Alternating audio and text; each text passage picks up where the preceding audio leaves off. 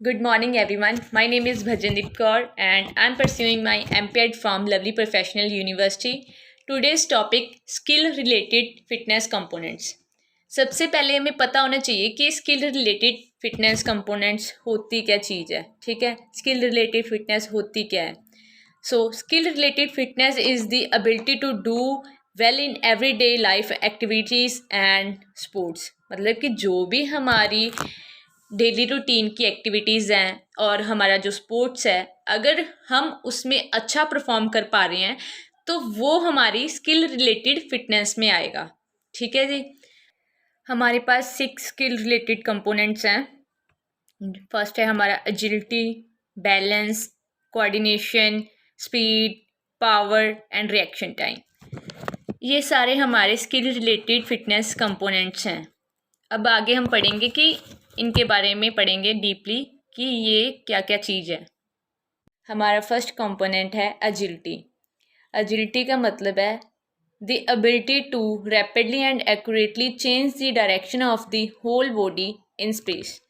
कहने का मतलब है कि हम हमारी बॉडी की अगर डायरेक्शन चेंज कर रहे हैं तो कितनी तेज़ी से और कितना उसे एक्यूरेटली चेंज कर रहे हैं, मतलब सही ढंग से चेंज कर रहे हैं.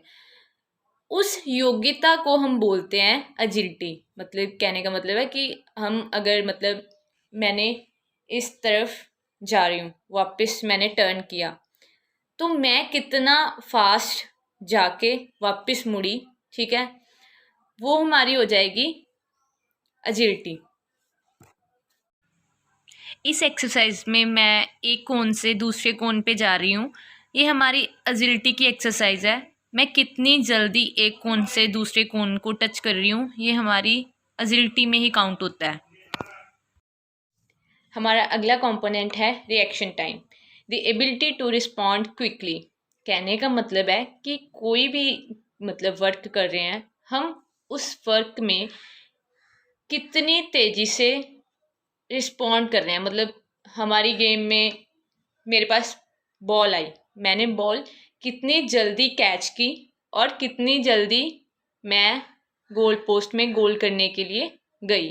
ये हमारा रिएक्शन टाइम होगा कि कितनी जल्दी मैंने बॉल पकड़ ली. ठीक है जी.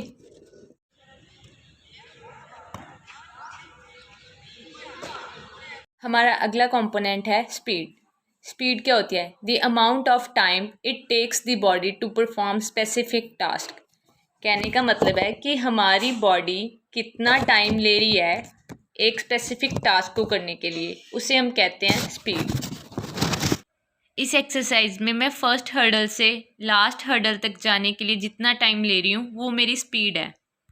हमारा अगला कंपोनेंट है बैलेंस. बैलेंस क्या होता है? The ability to maintain equilibrium while stationary और मूविंग. कहने का मतलब है कि हमारी बॉडी का संतुलन बनाए रखना, चाहे वो स्टेशनरी पोजीशन में हो चाहे वो मूविंग पोजीशन में हो. ठीक है, जब हमारी बॉडी का संतुलन बनने लग जाएगा तो उसे हम बैलेंस बोलते हैं.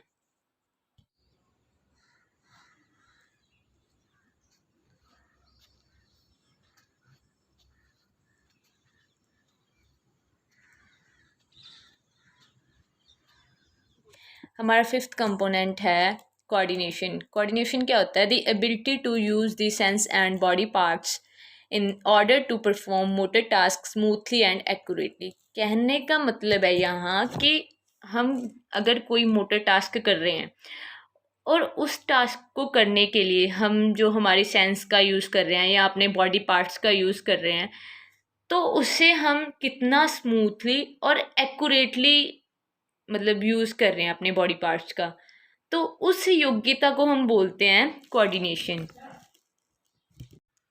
इस एक्सरसाइज में जितना मेरा हाथों और पैरों का कोऑर्डिनेशन ज़्यादा होगा उतनी ही मेरी जो स्पीड है वो ज़्यादा होगी. अगर कोऑर्डिनेशन नहीं होगा तो स्पीड कम हो जाएगी. मेरा लास्ट कंपोनेंट है पावर. पावर क्या होती है? The amount of force A muscle can exert. कहने का मतलब है कि हमारा जो मसल है किसी काम को करने के लिए वो कितनी फोर्स लगा सकता है, वो हमारी होती है पावर.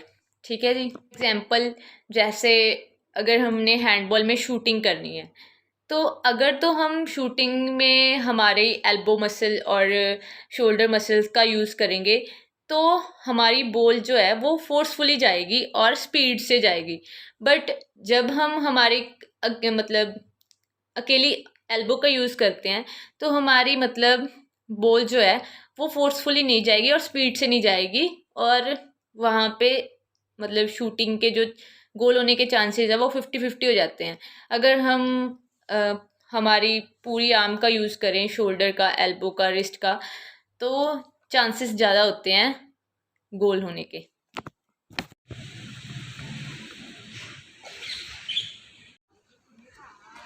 स्ट्रेंथ एंड स्पीड का जो कॉम्बिनेशन होता है उसे ही हम पावर बोलते हैं। अगर हमने हमारी एजिलिटी और पावर को इंक्रीज़ करना है या डेवलप करना है तो हमें एक चीज़ पे मेन फोकस करना पड़ेगा, वो है प्रैक्टिस, प्रैक्टिस एंड प्रैक्टिस। क्योंकि अगर हम किसी चीज़ की प्रैक्टिस करते हैं तो वो थोड़े टाइम बाद अपने आप, चाहे थोड़ी ही हो पर इंक्रीज़ होने लगती है, ठीक है। अगर हम प्रैक्टिस ही नहीं कर रहे तो वो कैसे इंक्रीज़ हो जाएगी, वो इंक्रीज़ ही नहीं होगी। इसीलिए हर चीज़ को इंक्रीज़ करने के लिए, डेवलप करने के लिए प्रैक्टिस की ज़रूरत होती है। तो उसके लिए हमें प्रैक्टिस करनी बहुत ज़रूरी होती है। जैसे एजिलिटी को इंक्रीज़ करने के लिए जैसे शटल रन हो गई, हमारी स्टेयर्स की एक्सरसाइज होगी, या हर्डल्स की एक्सरसाइज होगी, लैडर्स की एक्सरसाइज होगी, ये सारी हमारी जो हैं वो एजिलिटी की एक्सरसाइज है, ठीक है। एजिलिटी में अगर हमारा कोऑर्डिनेशन अच्छा होगा, ठीक है, तो ऑब्वियस फिर एजिलिटी की एक्सरसाइज जो है वो अच्छे तरीके से होगी। अगर हमारी बॉडी में कोऑर्डिनेशन ही नहीं होगा तो हम जो भी एक्सरसाइज करेंगे उस एक्सरसाइज को करने के लिए बहुत टाइम लगेगा। अगर कोऑर्डिनेशन अच्छा होगा हमारी बॉडी में, हाथों और पैरों का, या हमारी जो सेंस है, या कितना टाइम हम लगा रहे हैं किसी चीज़ को कैप्चर करने के लिए, वो सारी चीज़ें बहुत मैटर करती हैं। अगर वो सारी चीज़ें अच्छी हो रही हैं, आपका कोऑर्डिनेशन अच्छा है, तो एजिलिटी की एक्सरसाइज है जो वो अच्छे से होने लगेंगी। तो ऑब्वियस हमारी फिर जो एजिलिटी है वो इंक्रीज़ होगी, डेवलप होगी। वहीं पे अगर हम पावर की बात करें तो पावर के लिए हमारी जो स्ट्रेंथ ट्रेनिंग होती है या स्पीड, दोनों का कॉम्बिनेशन होता है, ठीक है। तो हमें पावर को इंक्रीज़ करने के लिए हमारी जो पावर की एक्सरसाइज होती हैं, जैसे हमारे हैंडबॉल में हमें लाइट वेट से रेपिटेशन ज़्यादा करने होते हैं। हमारी गेम में पावर अगर हमें बढ़ानी है तो मतलब शोल्डर की जैसे पावर यूज़ करते हैं हम ज़्यादा, तो हमें लाइट वेट से रेपिटेशन ज़्यादा करने होते हैं किसी भी एक्सरसाइज के।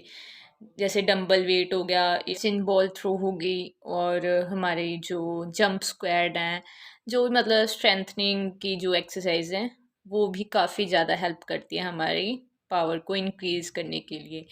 सो हमें इन चीज़ों की प्रैक्टिस करनी चाहिए, और प्रैक्टिस से ही हम किसी भी चीज़ को इंक्रीज़ कर सकते हैं, डेवलप कर सकते हैं।